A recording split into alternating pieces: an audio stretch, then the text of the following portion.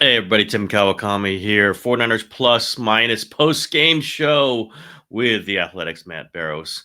Apparently the background isn't right. I don't know what I did wrong, but we're just going to record this, Barrows. Like the 49ers, we're just going to gut through it. Plow through. Everything isn't perfect. And Barrows, Deal with you're a delicate flower. You need everything perfect. But we're just it. one of the grittier, guttier, more resilient 49er victories, I think, in recent memory.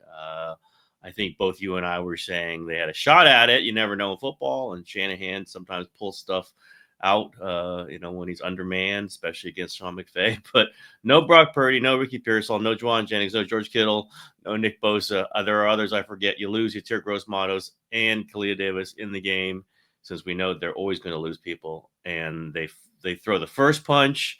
They get up 14-0 early. Mac Jones is just firing the ball very accurately, not long balls. And then they hold on at the end. They trail, they tie, they get into overtime, and then they hold them on fourth down to when Sean McVay did not kick the field goal to tie it. I understood why, but 4th and 1 inside the 20, and they make a great stop. We can talk all about the details, but Barrows, just your standard of gutsiness. Where was this? It was a 10 out of 10. Where were the 49ers? Yeah, I mean, nobody picked the 49ers to win this. I mean, they were just on the ropes, one bad news thing after another. They just lost on Sunday, et cetera, et cetera. I'm just trying to think of a more gutty win than this. You know, they were down in the NFC Championship game a couple of years ago to the Lions, but that was almost the opposite for me because it was such a talented team. Yeah. Everything was going right, and they were just so kind of slow to begin those playoff games that year. This was the opposite, not a talented team. I mean, I was kind of thinking, this probably reminds Christian McCaffrey of his Carolina Panthers teams, like just in terms of talent level. It was him and really not much else. Kendrick Bourne, what are you talking about? I was about to say it's funny because Kendrick Bourne and Mac Jones have a great rapport, a great chemistry. Obviously, they did. Kendrick Bourne and Brock Purdy did not have that on Sunday against the Jaguars, and it's because they played in New England together, and because Mac Jones played with all these backup guys throughout the spring. In the summer, he was the number 2 quarterback. He played with the number 2s. This was a team of number 2s today, and you said throwing punches. That's the theme. I mean, they showed fight. Alfred Collins threw a massive right cross. That was the gotta have it play. When's the last time that they had that type of defensive play? I guess they've had them all season, really, but not to that level of drama. I mean, that was literally on the 1 foot line. Kyron Williams was going in for his 3rd TD of the game. That would have been it. I don't think the 49ers would have, come back from that one. So really an impressive game. And Kyle Shanahan said that. The closing quote for my game story is what he said about his team. He said that he's really liked this team since OTAs. They show a lot of fight. They show a lot of heart. They show a lot of character. And I'm not sure he would have said that last year. It's a younger team. He saw rookies stepping up big time. Collins, Marquise Siegel was in on that last stand, fourth and 1 stand. Michael Williams playing injured, CJ West playing injured character. That's the bottom line from this year's squad and certainly Thursday night's game. Yeah, I was going to go right to last year where they did have injuries. They did give up these games. They did lose faith in games and in the season. And I just think that maybe that's part of this. It's like they felt that. They've talked about it. Shanahan's talked to them about it. He said in OTAs he got veterans together. It's like where was the energy in some of these games? And the new guys are giving them energy, and I think there is just this stubbornness with them. Like they don't want to feel like they felt last year. Still a long way to go, but Also, by the way, Barrows, they did not make the special team screw ups. The other team did. They, made key plays. The other team didn't. There just were these things that happened in this game. Obviously, they need every single one of them. That did not happen last year. And I think it's notable. And also, I think it's a result of them not happening last year and them being pissed off about it and Shanahan being pissed off about it.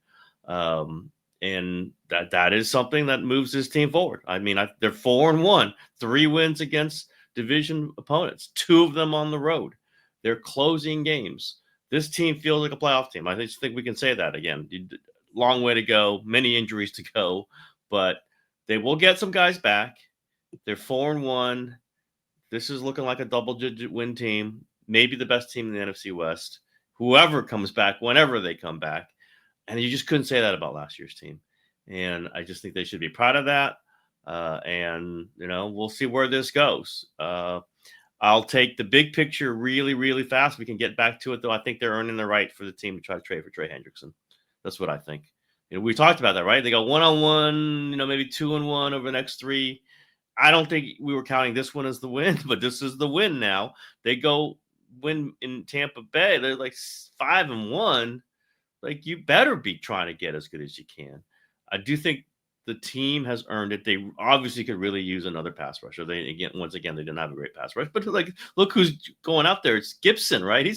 He was really one of their last defensive ends. They didn't have other people. They've earned this is a team that you can go for it with.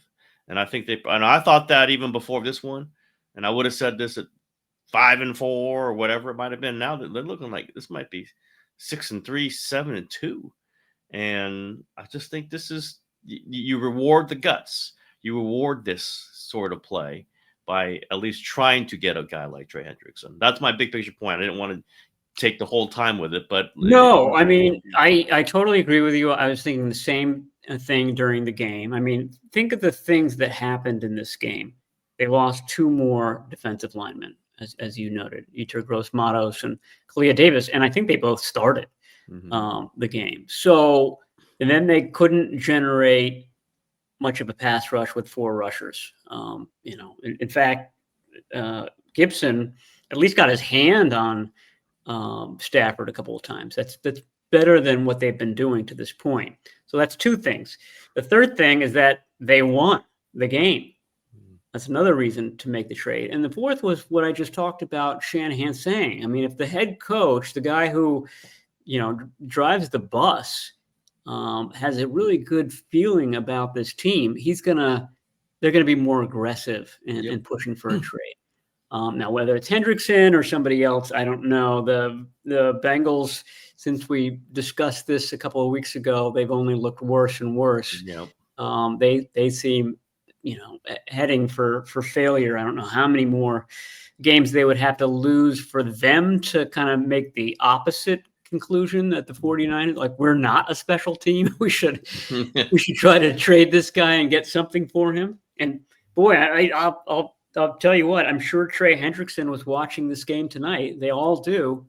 And I'm sure he kind of felt that energy, that positivity, that grit that we were talking about, and is thinking, I would not mind being part of that. And they could use him, and that's the other part. And the other, one final one is that Alfred Collins has been playing better. He's going to be playing more now without Clea Davis.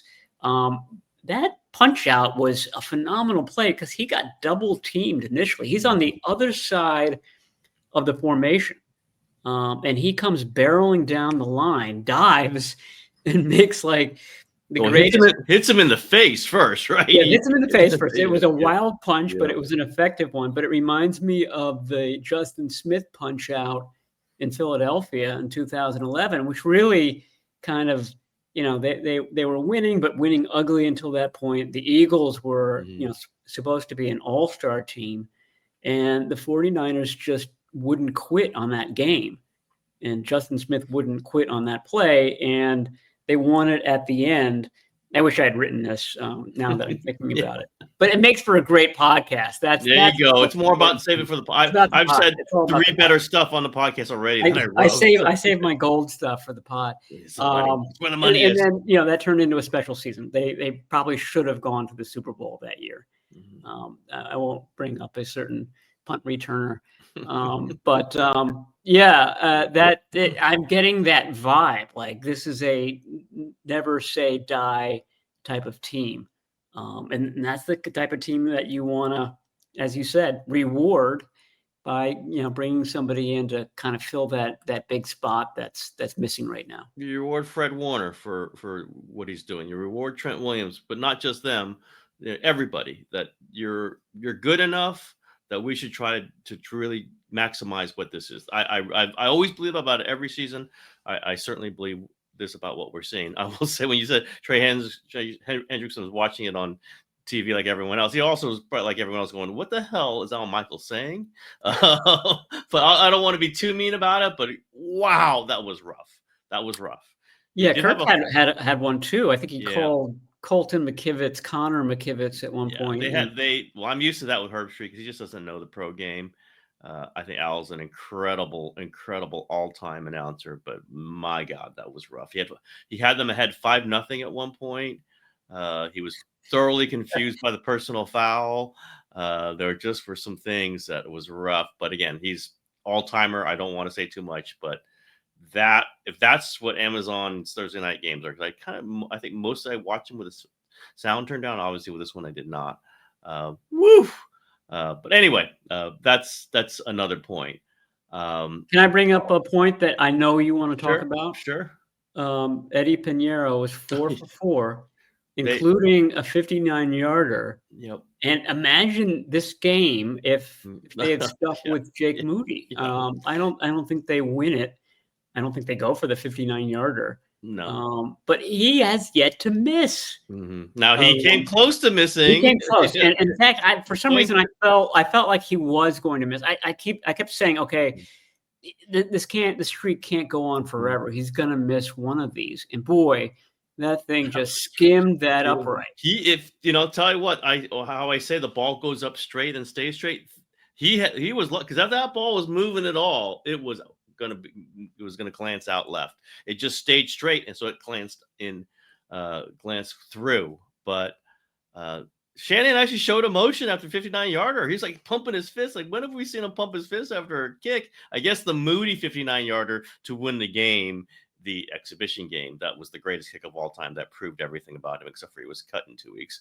I think Shanahan is liking this kicker, Barrows. So I'll just say I think he's liking this kicker. And Cardi kind of reminded me of Moody, right? Extra point miss, blocked, 53-yarder way right. He was shaky, which is one of the reasons I really do believe that they went for it there, is because you're not sure. This guy's had 2 kicks blocked previously, extra point blocked. He just looked shaky to me. So I get why he did it. I don't love it if you're trying to show off and look at us, we're a daring team. That's the part I don't love. The analytics people will love me if I go for it here, but I sort of got it. I sort of got the run. Wasn't a great, obviously the 49ers blew it up. I don't know that either way was a guaranteed. It certainly wasn't guaranteed the way they did it, but I get it if you're not feeling good about the kicker. And that's the way Shanahan was coaching with Moody, right? It was like, I got to protect against the kicker because he's going to miss. No, even if we get down there close, I don't know what he's going to do. That is not what the 49ers are feeling about Pinheiro. Now, he did kick it in the end zone in the kickoff, but at some point, that almost might be the way they're covering him now, Barrows. Maybe you just kick it in the end zone because you're coming out to the 32 anyway, and you might give up more. This is just a funky time for them. But the 49ers special teams were better than the Rams special teams. That you got to underline and mark that. Go, first of all, how bad are the Rams special teams? Not good. And if the 49ers can gain points and gains yards on special teams, that's like a double bonus because they've been throwing them away for a year and a half now. Let's talk about Mac Jones. Threw the ball 49 times. I mean, he's like 39, 41, and 49 in his 3 games starting as the 49ers quarterback. he talked about how Shanahan was pissed off that they were underdogs. Now, I don't know why Kyle would be pissed off that they're underdogs when you have your entire offensive skill positions are not playing except for Christian McCaffrey. But that's okay. That's football. Guys get this little edginess. But he's like, we're going to let it fly. And, man, he lets Mac Jones throw the ball. There is a comfort there. And I know I'm not going to take it as far as Al Michaels took it, and he was basically calling this a quarterback controversy again. I don't know what the hell Al was doing on this broadcast. I do not imagine there's a quarterback controversy unless you disagree with me, Barrows. But he does feel confident in Mac Jones, and so they can give Purdy maybe another week if that would be better for him not to play in Tampa. They can feel good if he gets dinged up again that Mac Jones can go out there and throw the ball. That's a huge thing. Obviously, Purdy's been missing some games here and there. This happens. He missed some games last year. By the way, 49ers were 0-2 in the games that he missed last year. They are now 3-0 in the games that he's missed this year. It's just a comfort level that you really, you almost never get from your backup quarterback, and they got. Brock Purdy is the quarterback. But if they need Mac Jones, they're going to feel really good about it. Yeah. If your point is that Mac Jones is better than Brandon Allen, they're back up the last 2 years. I'm totally with you there. To continue the punching theme, I mean, he was like Rocky today. I mean, He was down a few times.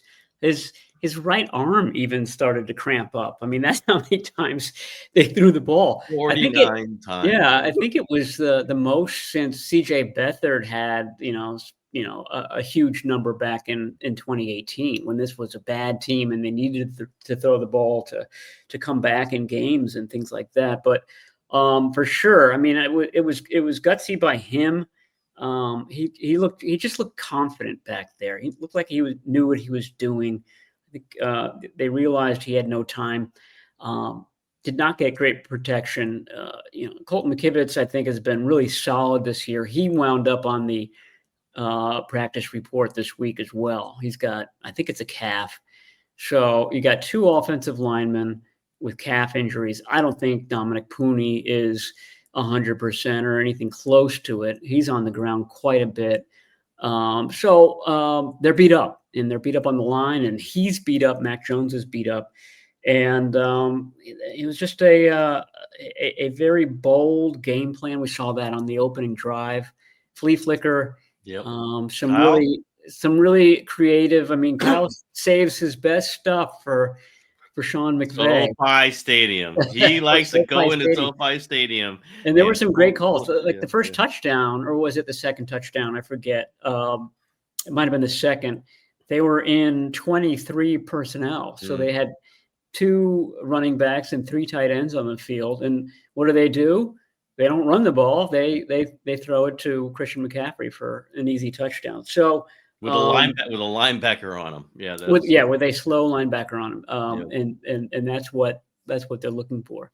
I thought it was interesting that Ian Rappaport reported that looks like there's a good chance that George Kittle comes back next week. So the reinforcements could be on their way. Kittle, Pearsall, Jennings, chief among them. And I think that if it's a Mac Jones game, you play Kendrick Bourne. If it's a Brock Purdy game, you sit Kendrick Bourne. You play somebody else. He's personal catcher kind of thing. Exactly, yeah. Literally personal catcher. Kendrick Bourne was fantastic. I don't know what the Rams defense was. They were playing Kendrick Bourne and MVS and whoever the hell, Jake Tongas, like they were going to sprint past them every single time. It was like James Lofton and Cliff Branch or something, like Randy Moss. I just don't like, what are you guys so afraid of? They're backing up. 8-yard pass, 9-yard pass, 12-yard pass. Give the 49ers and Mac Jones incredible credit and the receivers for getting open.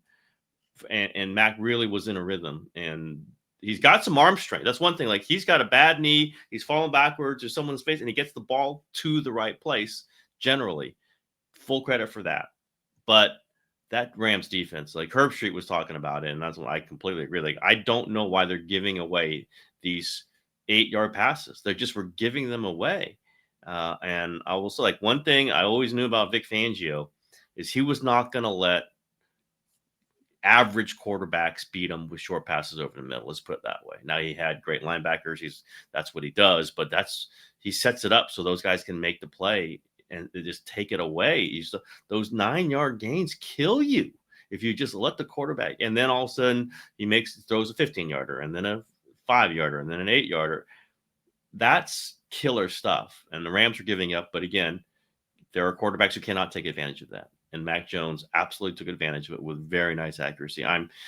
Purdy could have done the same, but Jones did it. Jones did it, and when he had to, in moments when that were just lined up for them to lose. And time and again, he got up, and that one time, no, he did not get hit on the knee, but he went down reaching for it like he was going to be out. The guy said, this does not look good. But then you looked at the replay, and he did not get hit. He didn't even land on his knee. I think it had to do with the brace. It was like he was adjusting it. It could have been pinching him. Yeah, that seems to probably be what it was. So it looks bad, right? Guys reaching for his knee and hobbling. It looks like something's torn, and it maybe just was the brace was slipping down a little bit. But he fought through it. I have a feeling he might be playing in Tampa, just because we might as well. If Brock is not 100%, and you can make it worse, play Mac. And as I said about this game, I did say semi-punt, and they kind of did by not playing anybody. You could lose the next game. Like, you could. It's not killer to go 4-2. Absolutely not killer to go 4-2. But maybe they win that one too. And then they just keep going with this. I would give Shanahan credit for having his backup quarterback ready.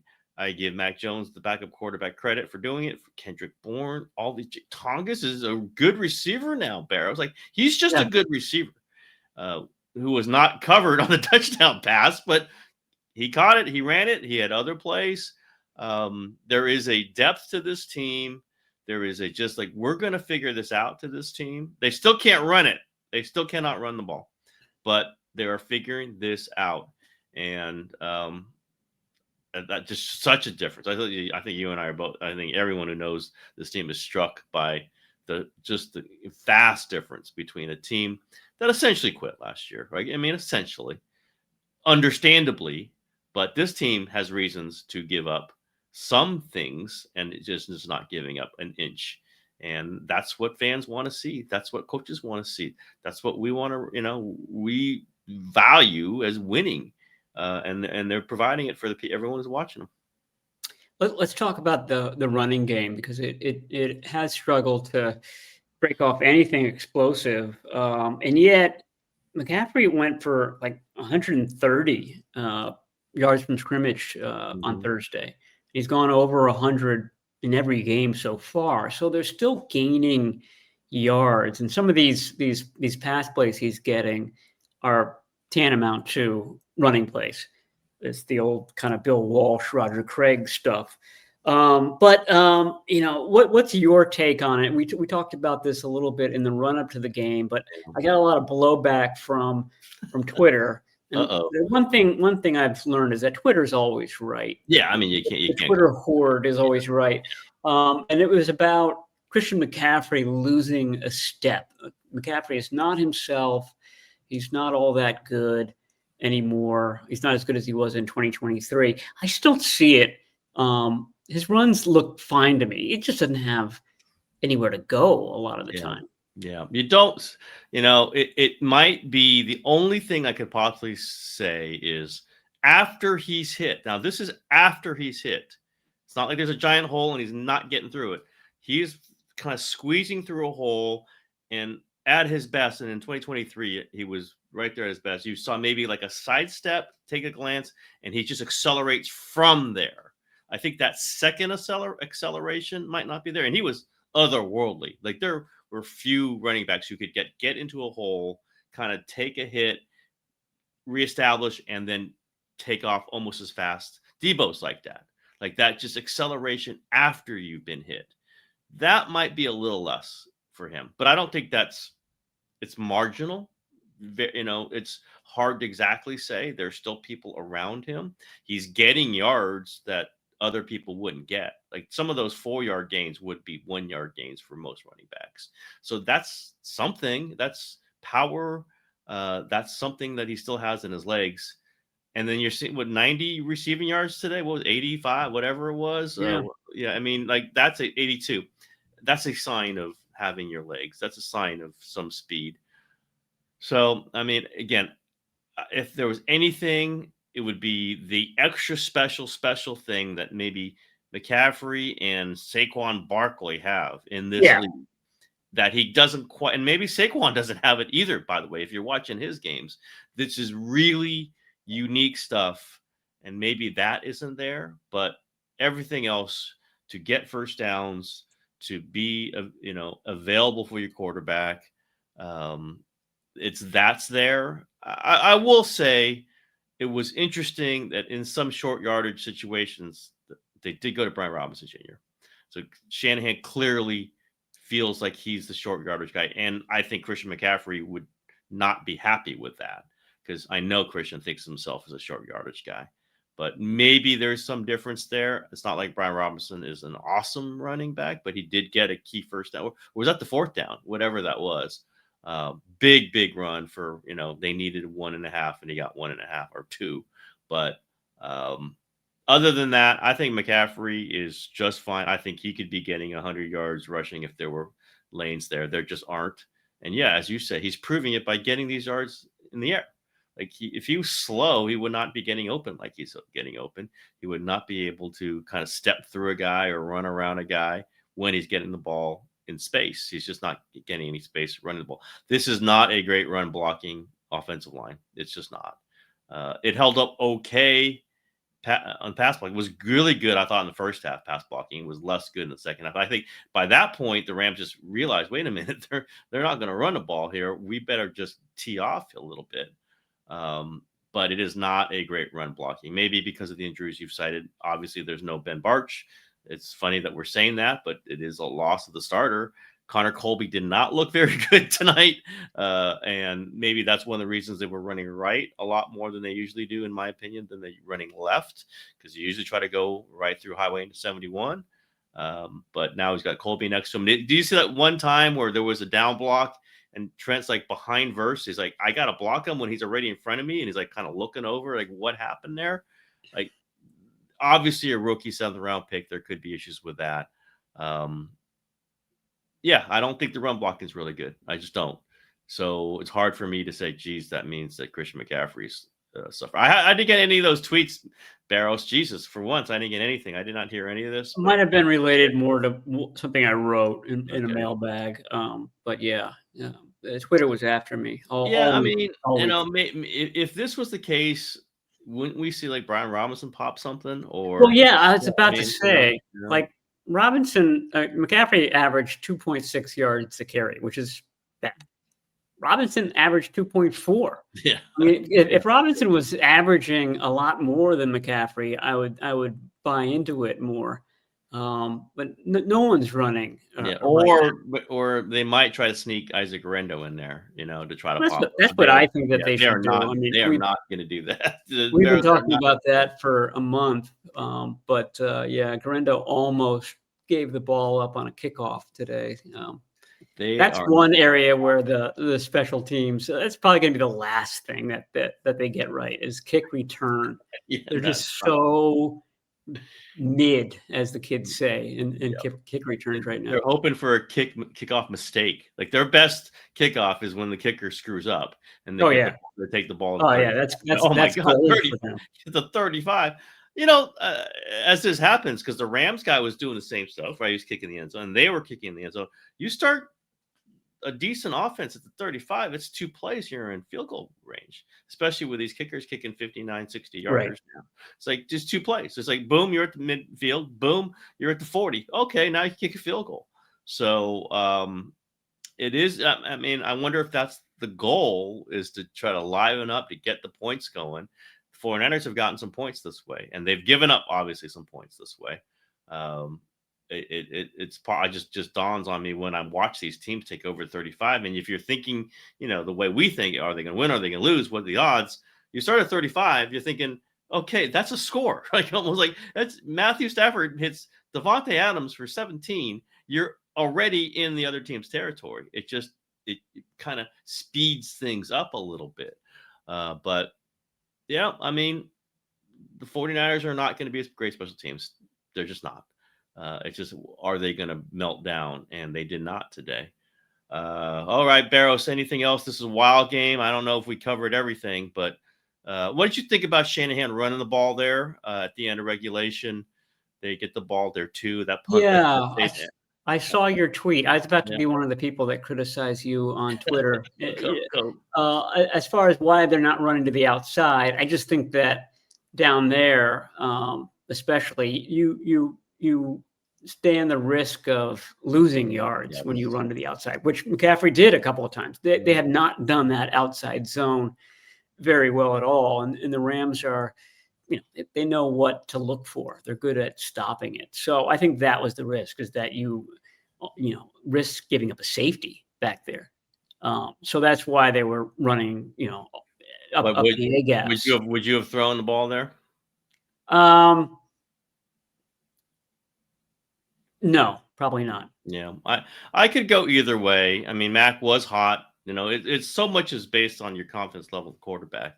But I did see the value in making the Rams burn all 3 timeouts. So you get it back to them with 40 seconds. And so they're at the 50 or at their own 45. Obviously, once again, it's 3 plays and obviously in close field goal range. But I did think making them burn the timeouts with under a minute left pretty much protects against you giving up the touchdown and losing. Maybe you're making it easier for them to get the field goal, but that's a tie. It goes into overtime. And I just dislike the idea. Oh yeah, then they're going to lose. Like, you can play defense. You can play defense. And I just disagree with, oh, you didn't let them win. No, you can win with your defense on the field. Like that. And they did. And they did. And they have, by the way, 2 previous times. Right. By winning on a defensive play. So I just knee jerk. Everyone loves going forward on 4th down. Everyone loves throwing it. And I understand. I'm not against it. I just am saying there are reasons not to be that risky also. And I got it. Now, maybe if you had a great play for Mac Jones to make a really precise throw, he had been making them. But if it's tipped and it's intercepted, you lose.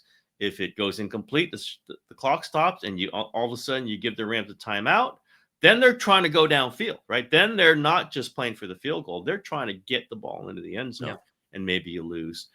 I just don't like the knee-jerk part of it. It looked bad when they run a line, and it looks awful. But that's what we know now by watching it. What if they popped one of those and got the first down run of the ball? I just don't love okay, it looked bad, so obviously those were bad calls. You make your choice, and everything has a percentage, and guess what? They turned out, and they won it with their defense. You can win games with your defense, and sometimes Shanahan overplays it that way, but I respect that he does, because he respects the defense. He does at some point say, okay, my defense is good enough that we can play it this way, and we will stop them, and they did. The other thing, though, that they put at risk by the 3 inside runs is that you put a lot of pressure on your punt unit, which didn't do very well against the Jaguars on Sunday. And the Rams got a big return off of it that got called back due to a penalty. Mm-hmm. The penalty, technically it was a penalty, but I mean, that probably doesn't get called 6 times out of 10. They just kind of beat up on Saron Neal. Mm-hmm. So, I mean, they caught a break there, or else the Rams would have been set up a lot better than they were towards the end there. But, they won. If you win, it's a good decision. Yep. And they did. Now that we know that they won, everything was good. If they lose, everything is bad, And McVay was going on like he screwed up that play call, because they, on the 4th and 1, they just run it right in the line. I don't know. I mean, Kyren Williams had been getting those yards throughout the game. So he's a fighter, inside fighter, and I didn't hate it. You do have Stafford again. You could say Stafford go make a play, but I don't know that that's a running play to get 1 yard is the worst decision in the whole world when you like your running back. So lots of different strategic things. I just am just going to argue with people who just automatically think that throwing the ball and going forward is the greatest thing ever, when riskiness is so great. And like, hey, sometimes playing it close to the vest gets you a better chance. And we saw tonight when, although Shanahan did go for a fourth down several times in the first half. I just think he felt there was a momentum game and he wanted to keep it, and he had it. And I understand that. And the momentum carried him a long way. And then the Rams came coming back, but it was good for them to be up 17-7 when the Rams were coming back, because to score those points was very important to them. So all understood. They win. They're 4-1. They get the mini bye. You get the mini bye. And then they reassemble the bonus practice on Monday. Oh, bonus practice. Love me some bonus practice. Day off on Tuesday, and then they're back practicing, and they'll fly out to Tampa on Friday. They win that one. They are 5-1, and they are looking like a top 3 seed in the NFC. They win that one. Maybe a top 2 seed in the NFC. They win that one, and it's welcome Trey Hendrickson. I'm heading to the San Jose airport. It's already in my headline on my column tomorrow morning, Barrows. As you know me, right? I can't help myself. This team is good enough to think it's one player away. It is good enough. Now, again, I wish I had written that. We're giving away all our best lines on the podcast, but might as well. What the hell? The podcast is what's going to last forever. You know that. So that's right. Or save it for another column. I actually was thinking, like, should I just write this now? I go, you know what? I'm going to write it now. This is what people are thinking. Let's see how far the 49ers can take this. And the farthest they can take this is going to be with a pass rusher to replace Nick Bosa. And there's one guy who was just sitting there who literally could replace Nick Bosa. So. All right, Barrows, 35-minute podcast, 11:22 p.m. We did it. We did it. This will be out tomorrow morning, but just know that we worked hard for you on Thursday night, but that's what we do. All right, Barrows, we'll do at least one during the week next week, and it'll be chock full of great information, just like this one, and our best lines. Maybe I'll give everybody a bonus podcast on Monday. Yeah, that probably will not involve me, but starring Matt Barrows is always the way to go. Solo cast. Solos. Muddy the Waters reading will be right. There you go. There you go. All right, everybody. Show for today. See you.